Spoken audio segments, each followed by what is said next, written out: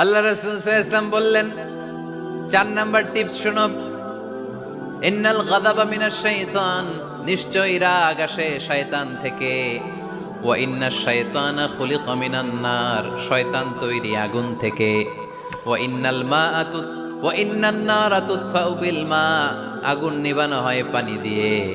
ফাইদা গাদিবা আহাদুকুম ফালিয়াতাওয়াদ্দাহ, তাই কারো যখন রাগ খুব বেড়ে যায় সে যেন ঠান্ডা পানি দিয়ে ওযু করে। কি সুন্দর টিপস, কি সুন্দর ফিলোসোফার আল্লাহ রাসূল সাল্লাল্লাহু আলাইহি ওয়াসাল্লাম, কত বড় দার্শনিক ছিলেন তিনি।